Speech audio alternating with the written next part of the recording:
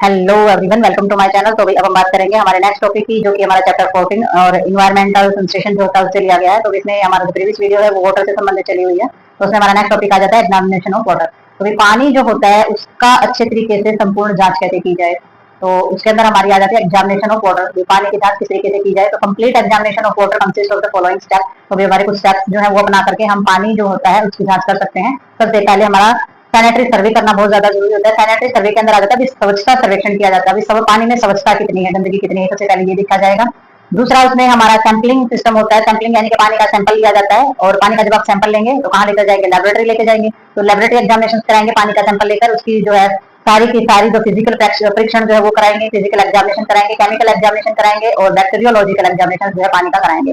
यानी कि पानी जो है वो दिखता कैसा है, पानी के अंदर केमिकल यानी कि रासायनिक पदार्थ कितने हैं, और उसके अंदर जीवाणु संबंधित जो चीजें वो कितनी है। तो ये सारे के सारे जो एग्जामिनेशन होते हैं ये लेबोरेटरी के अंदर कराए जाएंगे।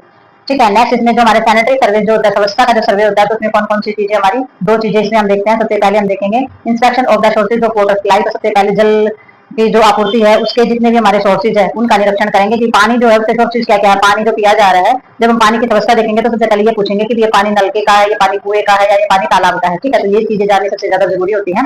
नेक्स्ट इसमें इंस्पेक्शन किया जाएगा area of surrounding the sources. तो जो पानी का जो सोर्सेज है देखा जाएगा उसके आसपास कोई ऐसी चीज तो नहीं है जैसे कि कुआं है और कुएं के पास जोड़ है, जोड़ में जैसे भी गंदगी सारी की सारी गंदगी भी जा रही है, या फिर भैंस या फिर बहुत तरीके की चीजें वहां पर हो रही है जो कि पानी को दूषित करे। और वहीं पे अगर कुआं है तो वो जो कुएं का जो पानी है वो हमेशा दूषित ही होता है। दिखने में वो पानी साफ होता है लेकिन उसके अंदर बहुत सारी इम्प्योरिटीज हो जाती है बिकॉज ऑफ सराउंडिंग थिंग। ठीक है, क्योंकि सराउंडिंग जो होती है चीजें वो हमारे इंस्पेक्शन किया जाता है, तो सारा का सारा इंस्पेक्शन ये किया जाएगा, निरीक्षण ये किया जाएगा कि जो आसपास का क्षेत्र है वो कैसा है। तो नेक्स्ट देखते हैं इसमें हम। तो इसमें सैंपलिंग में सबसे पहले देखेंगे कि सैंपल जो लिया जाता है पानी का, जो नमूना जो पानी का जो लिया जाता है, तो उसको किस तरीके से यूज करेंगे। Sample of the water are outed from the physical, chemical, bacteriological examination. तो पानी का जो नमूना लिया जाता है तो उसके अंदर देखा जाता है कि भाई जो हमारा भौतिक, रासायनिक और जो हमारा जैसे कि बैक्टीरियोलॉजिकल यानी कि जो जीवाणु जो हमारी चीजें होती है, तो वो सारी की सारी वो जो एग्जामिनेशन हमारा किया जाता है उसके लिए पानी के जो है क्या लिए जाते हैं, हमारे सैंपल लिए जाते हैं। और फिजिकल और chemical examination at least 2 litre of water would be needed. और ये एग्जामिनेशन करने के लिए कम से कम भी 2 लीटर पानी की जरूरत पड़ती है। 2 लीटर पानी जो है वो सैंपल में लिया जाता है। This should be the collected in clean glass, और जो कि हमारा स्टॉपर्ड बोतल made the natural glass before of the collecting the sample. The बोतल should be the rinsed 3 times with a sample water। तो इन्होंने बताया है कि जो जितने भी हम सैंपल ले रहे हैं वो एक साफ सुथरी कांच के ढक्कन वाली एक बोतल होनी चाहिए, जिसमें जो तटस्थ कांच की बोतलें होती है उसमें पानी जो है एकत्रित किया जाता है, इकट्ठा किया जाता है, क्लास किया जाता है, और जो हमारा सैंपल जो होता है वो उसके अंदर जो इकट्ठा किया जाता है। ठीक है, तो सैंपल इकट्ठा करने से पहले बोतल जो होता है उसके अंदर जो सैंपल का जो पानी है उस डालने से पहले उसमें क्या करेंगे, उसको 3 बार अच्छे से धो लेंगे ताकि उसके अंदर पहले ही बोतल के अंदर कुछ अशुद्धियां ना हो। ठीक है, तो उसमें जब आप सैंपल इकट्ठा करते हैं किसी भी बोतल, कांच की बोतल के अंदर, ढक्कन वाली बोतल के अंदर, तो पहले सबसे पहले बोतल को ही साफ करना है आपने नमूना इकट्ठा करने से पहले। और उसके अंदर किसी भी प्रकार के बैक्टीरियोलॉजिकल जो हमारा एग्जामिनेशन किया जाता है तो उसके लिए जो उसके जो सैंपल लिए जाते हैं तो उसमें रोगाणु 250 मिलीलीटर क्षमता वाली जो बोतल है उसमें एकत्रित किया जाना चाहिए। यानी कि हमारा जो 2 या 3 लीटर पानी है ना वो एक ही में आ जाए। ठीक है, तो कम से कम 250 ml की तो बोतल होनी चाहिए। ये नहीं है कि थोड़ा बहुत लेना, आपने 250 ml की जो बोतल है पानी को, साफ सुथरे पानी को कलेक्ट करने के लिए स्टरलाइज्ड बोतल जो है वो 250 मिलीलीटर होनी चाहिए। कैपेसिटी बोतल मेड द नेचुरल ग्लास होता है provided with the grounded glass stopper. तो इसमें जो हमारी होती है जो बोतल होती है ना तटस्थ हम जिसको बोल देते हैं, यानी कि जो कैपेसिटी होती है ना बोतल की उसके अंदर एक नेचुरल जो तली वाली होती है जिसका बेस जो होता है वो सही होना चाहिए ताकि वो अच्छे टिकी रहे। ठीक है, तो वो टिकी रहेगी तो उसमें जो कुछ चीजें ऐसी होती है जो कि इम्प्योरिटीज होती है वो वैसे ही हमारे पानी के नीचे आ जाती है, और पानी का जो कलर होता है वो हमारा उससे सही दिखाई देता है। तो ब्राउन ग्लास टॉपर उसके अंदर होना चाहिए। बोतल is capped of the ice till the taken for the analysing, ताकि जो हम देख सकते हैं जिससे पिसे हुए कांच के जो ढक्कन, जिसमें जो हमारा कांच का ढक्कन लगे हुए होने चाहिए पीछे, यानी कि बिल्कुल जो टाइट बंद हो जाते हैं, तो इस तरीके से कांच के ढक्कन जो है उस पर लगे हुए होने चाहिए और उसका अच्छी तरीके से एनालाइज जो है वो किया जा सके। जो बोतल जो होती है उसको कहाँ रखा जाएगा, और उसमें रखा जाएगा ग्लास टॉपर, और बोतल क्या है आइस, और बोतल को फ्रिज में रखा, फ्रीजर यानी कि बर्फ के अंदर उसको रखा जाए। फ्रिज नहीं हो तो अगर बर्फ है तो बर्फ के अंदर उसको रखा जाएगा, और फिर उसको एनालाइज किया जाएगा। फिर देखा जाएगा कि भी हमारी जो सैंपल लिया है तो उसके फिर लेबोरेटरी एग्जामिनेशन उसके किए जाते हैं। तो सैंपल को बर्फ में ही रखना है आपने, तो पानी की जो हार्डनेस चेक करने के लिए हमारी सारी की सारी चीजें, या फिर पानी का एग्जामिनेशन करने के लिए हमारे ये मेथड जो है ये पाए जाते हैं। और लेबोरेटरी एग्जामिनेशन अगर फिजिकल एग्जामिनेशन हम कराते हैं तो फिजिकल एग्जामिनेशन के अंदर सबसे पहले पानी का जो रंग देखेंगे। ठीक है, जब आप रखते हैं पानी को बर्फ में तो सबसे पहले देखा जाएगा कि पानी का जो कलर है वो किस तरीके से हो जाता है। ठीक है, नेक्स्ट देखते हैं इसमें हम। तो नेक्स्ट इसमें देखा जाएगा हमारा टर्बिडिटी देखा जाएगा। टर्बिडिटी में क्या जाता है, पानी का मैलापन जो होता है, तो टर्बिडिटी होता है कि मैलापन है वो देखेंगे। टेस्ट एंड ऑडोर देखेंगे, पानी का जो स्वाद है या पानी की जो गंध है वो किस तरीके की है, और पानी का टेम्परेचर देखा जाएगा, पानी का तापमान उसमें चेक किया जाएगा। तो ये हमारा फिजिकल एग्जामिनेशन के अंदर आ जाता है। तो कलर जो है, कलर हमारा किस तरीके से हो जाता है, जैसे कि drinking water should be the free from the natural colour which may be the due to presence of the colored organic matter, metal and the iron and the magnets of the highly colored of the industrial waste। तो भी इन्होंने बताया है कि पानी जो हमारे पीने का जो पानी होता है ना, तो वो जो प्राकृतिक रंग से मुक्त होना चाहिए। ठीक है, तो पीने का पानी जो है वो हमारा अगर नेचुरल कलर जो होता है तो उसकी जो प्रेजेंस है ऑर्गेनिक चीजों से वो मुक्त होना चाहिए, जिसका रंगहीन हम जैसे बोल देते हैं, जिसका कोई कलर नहीं होता है।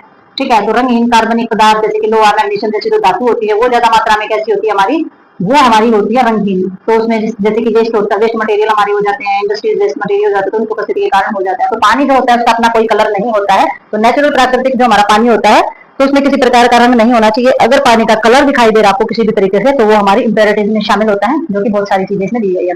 ठीक है, टर्बिडिटी के अंदर हमारा आ जाता है, यानी कि जो हमारा मैलापन हो जाता है, गदलापन या धुंधलापन हम पानी का बोलते हैं। तो भाई इसके अंदर हमारा क्या आ जाएगा, इसमें हमारा आ जाएगा aesthetic grounds. Drinking water should be free from the turbidity. Turbidity in the drinking water is caused by the particulate matter that may be present as the functions of the indicator form of the restrictions and the sediment of distribution system. It may also be due to presence of the organic particulate matter in some groundwater. तो भाई इनका कहना ये है कि जो हमारा पानी का की जो सुंदरता होती है ना, एस्थेटिक ग्राउंड्स जो होता है ना, यानी कि पानी की जो सौंदर्य से संबंधित अगर हम देखें तो जो हमारा पीने का जो पानी होता है वो कभी मैला नहीं होता है। प्राकृतिक अगर पानी होता है तो वो कभी मैला नहीं होता है, फ्री फ्रॉम द डिविडिटी, यानी कि वो गदलेपन जो है उसके अंदर नहीं पाया जाता। पानी में मतलब पीने के पानी में मैलापन के जो मैलेपन के जो कण होते हैं ना, अगर वो होंगे ना तो ही पानी गदला और मैला होगा, वरना नहीं होता है। तो डिविडिटी drinking water is caused by the particulate matter that the may be the present of the consistence. ठीक है, जो अपर्याप्त हमारी जो प्रणाली यानी कि जो हमारे जो प्रोसेस होता है उसके अंदर पानी के नीचे जो हमारे टूटियां जो बैठ जाती हैं, जिसको हम तलछट बोल देते हैं, तो वो पुनः घुलने के बाद ही हमारे पानी में वो मौजूद हो सकते हैं। ठीक है, जो नीचे तलछट बैठ रहा है अगर वो जब तक नहीं बैठा तो इसका मतलब वो जो चीजें वो सारी की सारी क्या है, वो सारे के सारे जो पार्टिकल्स है वो पानी के अंदर मौजूद ही है हमारे। ठीक है, और जो भूमि का जो पानी होता है उसमें अकार्बनिक जो हमारे जो चीजें वो हमारी पाई जाती है। ठीक है, इनऑर्गेनिक पर्टिकुलर मैटर जो होते हैं वो हमारे पाए जाते हैं ग्राउंड वाटर पानी, जो हमारा जमीन में से निकलने वाला पानी होता है उसके अंदर। ठीक है, और ड्यूटिविटी जो हमारा interfere with of the disinfection and the micro biological of determination. तो भाई हमारे जितने भी जो मैलापन और कीटाणु शोधन या फिर हमारे जितने भी हमारे माइक्रो ऑर्गेनिज्म यानी कि सूक्ष्म जीव विज्ञान है, ये हमारी सारी की सारी इस चीज को क्या करते हैं, इस चीज में हमारा सहयोग करते हैं कि वे किस तरीके से जो पानी का जो निर्धारण होता है उसमें ये बाधा उत्पन्न करते हैं। तो ये जो सारी की सारी चीजें हैं ये क्या करती है, हमारे पानी के अंदर कठोरता को बढ़ाती हैं और हमारे जो नेचुरल पानी होता है उसके अंदर मैलापन और गदलापन लाने का काम करती हैं। ठीक है, तो ये हमारे एग्जामिनेशन के दौरान देखा जाता है कि हमारा पानी जो है वो प्योर है या फिर उसके अंदर किसी भी प्रकार की इम्प्योरिटीज है। ठीक है, तो नेक्स्ट देखते हैं इसमें हम। तो नेक्स्ट हमारा जाता है टेस्ट एंड ऑडोर। तो पानी के अंदर स्वाद और गंध जो होती है पानी की वो किस तरीके की हमारी रहती है। Taste and odour originate from the natural of the biological sources of processes from the contaminations by chemical or as a byproduct of water treatment of the salinization. Taste and odor is developed during storage of the distribution. तो इन्होंने बताया कि जो प्राकृतिक पानी जो होता है ना, यानी कि जो हमारा नेचुरल जो पानी होता है उसके कितने जो भी स्रोत होते हैं, तो उसमें जो रासायनिक या किसी भी प्रकार का या प्रदूषण को दूर करने या जल के जो भी उपचार होते हैं वो हमारे इसके अंदर किए जाते हैं। यानी कि एक नेचुरल जल होता है उसके अंदर तो जो नेचुरल स्वाद और जो उसकी जो गंध होती है वो तो हमारी प्राकृतिक ही होती है। तो पानी के अंदर किसी प्रकार की स्मेल या इस तरीके की चीजें होती ही नहीं है।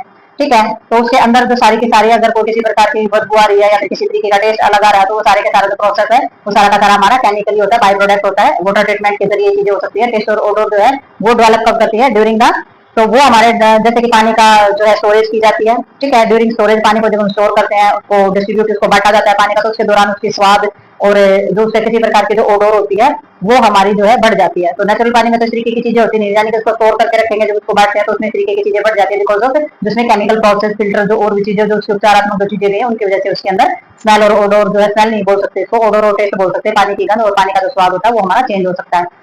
ठीक है, तो malfunctions during water treatment of the distribution. तो ये जो उपचार होते हैं पानी को एक जगह से दूसरे जगह पर वितरण करने के दौरान हमारे पानी को प्रदूषण और खराबी का संकेत जो है वो हमारा इसके अंदर होता है कि जो पानी है वो उपचार और जो उसका डिस्ट्रीब्यूशन जो किया जाता है उसके दौरान किसी भी प्रकार का प्रदूषण या खराबी होने का हमें इशारा मिलता है कि पानी के अंदर कोई ना कोई प्रॉब्लम है, पानी पीने योग्य नहीं है। और पानी के अंदर किसी तरीके की हमारी ओडोर होती है या फिर किसी तरीके का टेस्ट उसका अलग होता है, तो वैसे ही पानी जो है वो पीने योग्य नहीं रहता है।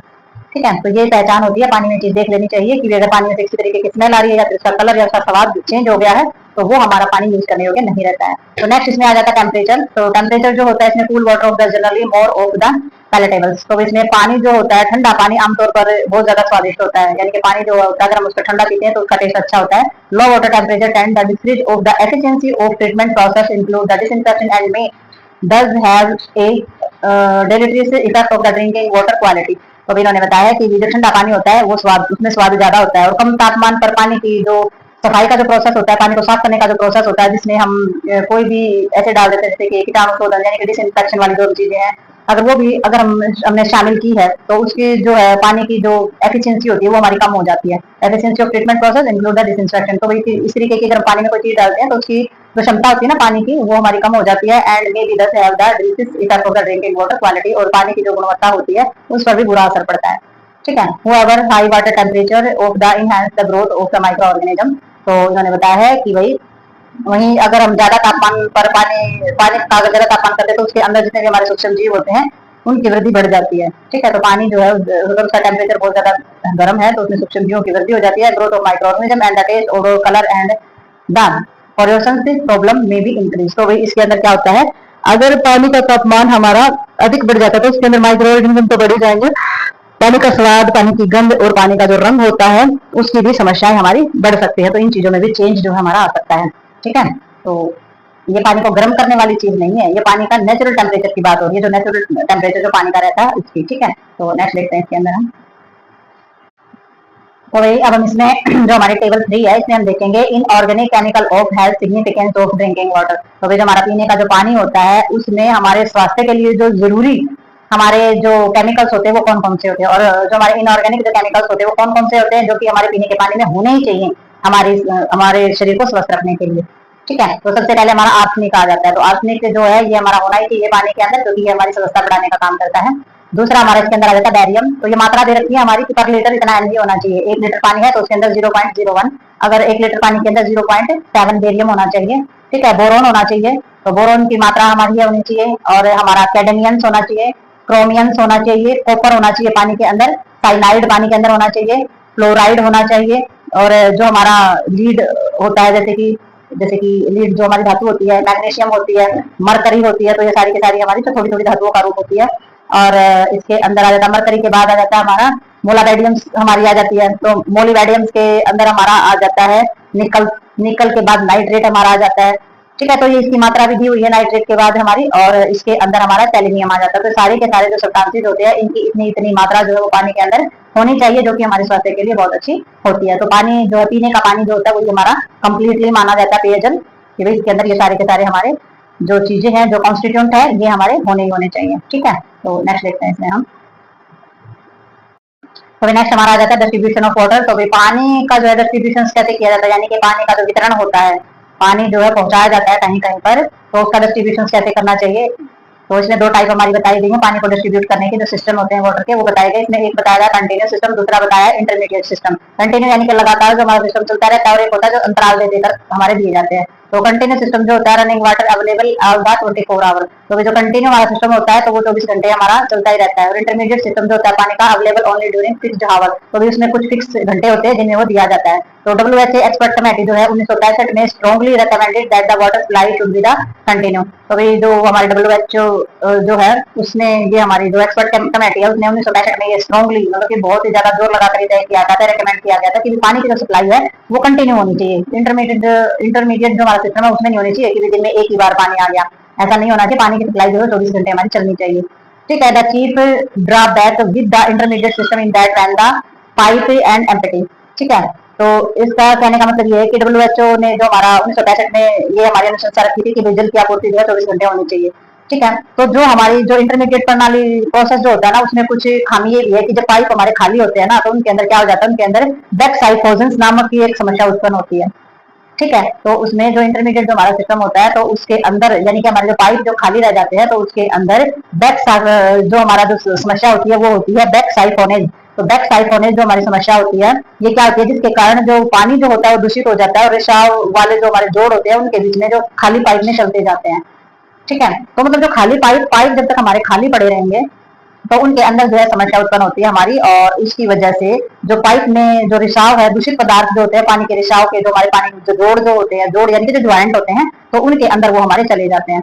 ठीक है, तो इसलिए 24 घंटे पानी देना चाहिए। ये कारण नहीं होता है कि भाई अगर जो लगातार पानी दिया जाता है उसका एक अलग मेथड होता है, और जो इंटरमीडिएट दिया जाता है उसका एक अलग मेथड होता है, उसमें पानी की आपूर्ति हो जाए, ये भी चीजें देखी जाती है। लेकिन जो कंटिन्यू का जो दिया गया है, उनका कहने का मतलब है कि पाइप के अंदर कुछ ऐसी समस्या होती है जिससे पानी के दूषित होने के खतरे रहते हैं पाइप की वजह से। ठीक है, और अगर इसमें देखा जाए हमारा स्विमिंग पूल जो होता है वो हमारा किस तरीके की चीजें होती है, तो स्विमिंग पूल के माध्यम से हमारे जो रोग हैं वो बहुत ज्यादा मात्रा में फैलते हैं। ठीक है, तो disease be transmitted through the swimming pool, तो भी बहुत ज्यादा हमारी जो बीमारियां फैलती हैं स्विमिंग पूल के जरिए ही फैलती हैं। Viral infection of the skin, तो सबसे ज्यादा जो स्किन के इन्फेक्शन होते हैं, प्लांटर वास्ट है या फिर एथलेट फुट है। ठीक है, एथलेट फुट है या फिर तलवों में जो मस्से हो जाते हैं, ये हमारे जो वायरल इन्फेक्शन होता है स्किन के ऊपर, उसकी वजह से हमारे फैलते हैं। Infection of the ear, nose and throat, तो हमारे कान, नाक और जो हमारे गले में होने वाले जो इन्फेक्शन होते हैं वो भी हमारे स्विमिंग पूल के जरिए ही होते हैं। ठीक है, तो नेक्स्ट देखते हैं इसमें। हमारा जो स्विमिंग पूल होता है इसके जरिए हमारा जो इन्फेक्शन होता है वो सबसे ज्यादा अपर रेस्पिरेटरी इन्फेक्शन जो होता है वो भी इसी की वजह से सबसे ज्यादा होता है, और इंटेस्टाइन इन्फेक्शन जो होता है वो भी हमारा स्विमिंग पूल का पानी यूज करने की वजह से ही होता है।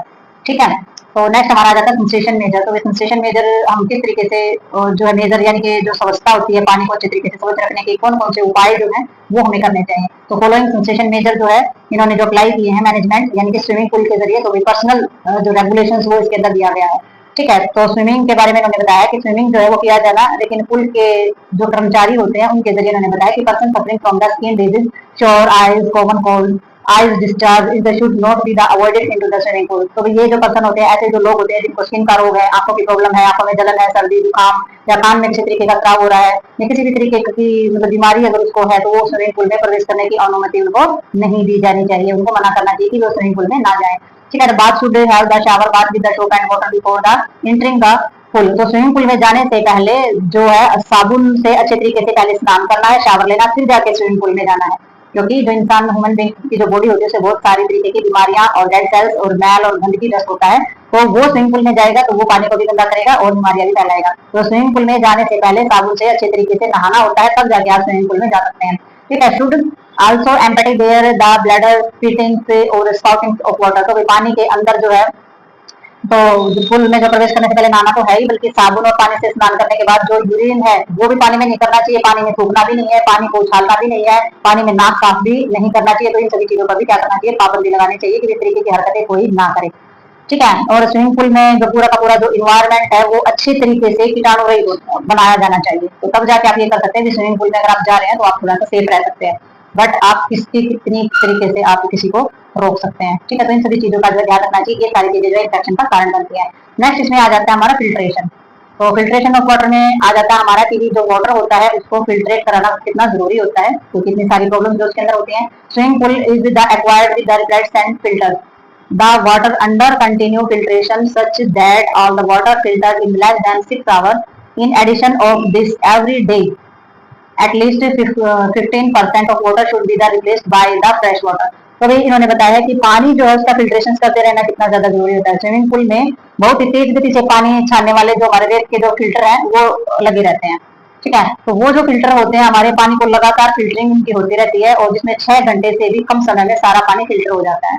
ठीक है, तो 6 घंटे से कम समय में सारा का सारा जो पानी होता है वो हमारा फिल्टर हो जाता है। एडिशनल एवरी डे जो 15% की हर दिन कम से कम 15% पानी को ताजे पानी में जो है बदला जाना चाहिए। तो ये फिल्ट्रेशन का जो वर्क है ये जरूर होना चाहिए, अगर एक दिन की फिल्ट्रेशन नहीं होगी तो पानी जो है बहुत ज्यादा मात्रा में दूषित हो जाएगा। ठीक है, नेक्स्ट हमारा इसके अंदर आ जाता है हमारा कैलोरिनेशन। तो कैलोरिनेशन से जो होता है उसका क्या मेथड रहता है, ये हमारा पानी का क्या किया जाता है, chlorinated so as to maintain of the content of 1 mg of free chlorine per litre all the time. तो इन्होंने बताया है कि भाई जो हमारा जो कैलोरिनेशन जो किया जाता है इसमें हमारी जो कैलोरी होती है पानी के अंदर, तो प्रति लीटर जो पानी होता है ना यानी कि 1 लीटर प्रति के हिसाब से 1 मिलीग्राम जो होती है उसकी शिथिल मात्रा जो है वो उसमें डाल देनी चाहिए, वो हर समय बनी रही। ठीक है, यानी कि कैलोरी करंट जो है पानी में बना रहना बहुत ज्यादा जरूरी होता है, पर लीटर के हिसाब से उसमें 1 mg जो है डाली जाती है, तो उसमें जो है पानी को स्वच्छ बनाए रखने की एक विधि होती है। नेक्स्ट हमारी हो जाती है बैक्टीरियोलॉजिकल क्वालिटी।